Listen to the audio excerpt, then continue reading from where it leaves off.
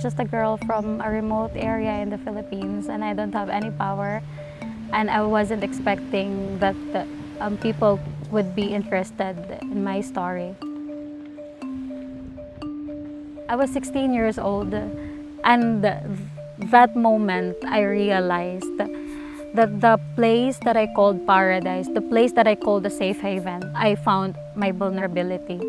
And from that vulnerability, it urges me to do something that I don't want to feel, just to feel like a victim.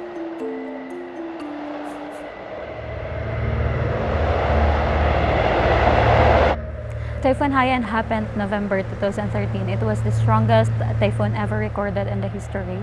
The wind was like a whistle coming from the core of the earth. The water was already high and it was coming to our evacuation center. We didn't know what the storm surge was. We didn't expect that it would be that disastrous, that it would be that monstrous. I saw a woman carrying a child, and when she got up from the water, the child wasn't there anymore. It was like a moment of silence, like we were crying. So I went to our house to see if our house was still there, and I cried when I saw that we do not have our house anymore. My childhood stopped during Haiyan because after that everything just changed.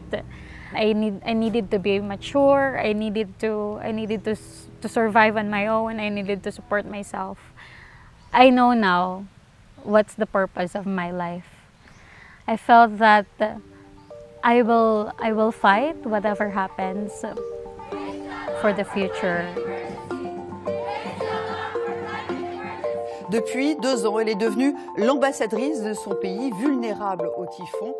The president of France invited me to talk during the first day of COP21 in Paris. Actually, I felt empowered because I didn't expect that the leaders would really listen to my story. You should never underestimate your power to make a change, even though you're only one. I'm the founder of Youth Leaders Environmental Action Federation. We're the first organization who organized the climate strike in Tacloban last May 24, and we have again participated September 20, 2019 in the global climate strike. We have just concluded the climate strike here in Tacloban. We have successfully submitted the petition to our City Councilor, Aimee Grefio. Next week, they will have the first hearing for the resolution to make Tacloban plastic-free and declare climate emergency in Tacloban. Climate change is now a human rights issue because the basic rights of people are being deprived, like the right to eat, the right to survive, the right to education. Our school was washed out. It was destroyed after Typhoon Haiyan, so we weren't able to go to school. I cannot say that we have already recovered now, almost 6 years after Haiyan. I have this fire in me to do something, to continue what I am doing, because you don't know what impact you are creating.